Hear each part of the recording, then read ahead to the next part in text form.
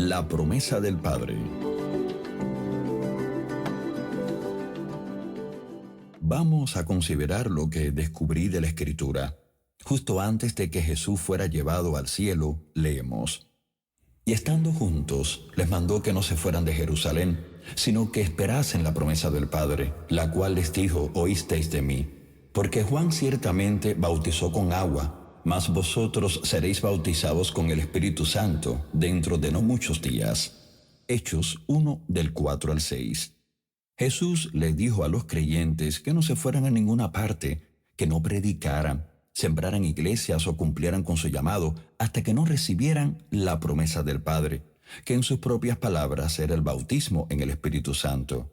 La palabra bautizados que utiliza Jesús en este versículo proviene de la palabra griega baptizo, que significa inmersión, sumergir, rebosar. Jesús estaba comunicando que habría una inmersión en el Espíritu Santo que todavía no tenían, aunque habían creído en su resurrección, habían confesado su señorío y eran sus fieles seguidores, cuyo destino final era el cielo. Una de las primeras cosas que resaltó era que recibir la llenura del Espíritu Santo no era una sugerencia, opción o recomendación, era una orden.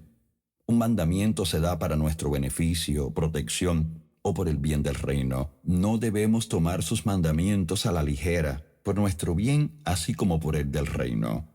La promesa del Padre que Él les mandó recibir sin saberlo ocurriría 10 días después de que Jesús fue llevado al cielo. Lo interesante es que Jesús se les apareció a 500 creyentes después de haber resucitado. 1 Corintios 15:6. Pero solo hubo 120 en el aposento alto 10 días después de que los dejó.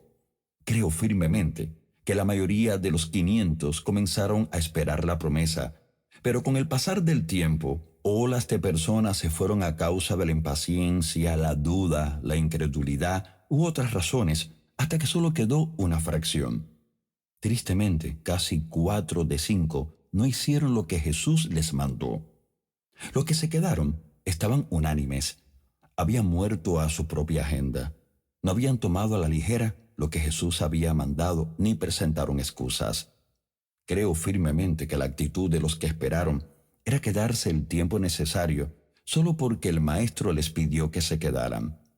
Una vez que Dios tuvo solo a los que tomaron en serio el mandamiento de Jesús, leemos: Cuando llegó el día de Pentecostés, estaban todos unánimes juntos. De repente vino del cielo un estruendo como de un viento recio que soplaba, el cual llenó toda la casa donde estaban sentados, y se les aparecieron lenguas repartidas como de fuego, asentándose sobre cada uno de ellos. Y fueron todos llenos del Espíritu Santo, y comenzaron a hablar en otras lenguas, según el Espíritu les daba que hablasen. Hechos 2, del 1 al 4. El día se llamaba Pentecostés, que no es un término originado en el Nuevo Testamento, sino que era una de las principales fiestas de Israel. Observa que fueron llenos o bautizados con el Espíritu Santo, justo como Jesús predijo. Esta era la promesa del Padre, y estaba acompañada de hablar en otras lenguas. Para algunos hoy en día, el término lenguas es confuso o puramente místico a causa de la ignorancia. Cuando las Escrituras hablan de lenguas, de las que yo también voy a hablar, es hablar un idioma que no es reconocido por nuestro entendimiento. También utilizamos esta palabra fuera del contexto bíblico. Si estás con un extranjero que habla inglés y quieres saber cuál es el idioma que suele hablar, le preguntas cuál es su lengua natal. Al hacer esta pregunta simplemente estás buscando saber cuál es el idioma que aprendió de sus padres cuando nació. El sonido del viento recio fue la irrupción del Espíritu Santo, haciendo su entrada inicial en los templos en los que siempre deseó habitar. Nuevamente, la Escritura no dice que Él era un viento, más bien el viento fue la manifestación de su entrada. Caminos opuestos. En este punto, déjame interrumpir con esta observación interesante. Satanás y sus fuerzas siempre hacen las cosas en lo opuesto o en la perversión de los caminos de Dios. Siempre que el Espíritu Santo hace su entrada inicial, lo hace de manera que no se puede perder de vista. La gente pudo ver y escuchar su manifestación cuando los llenó. Lo vemos en otros relatos del libro de los Hechos. Sin embargo, cuando el Espíritu Santo se va, lo hace en silencio.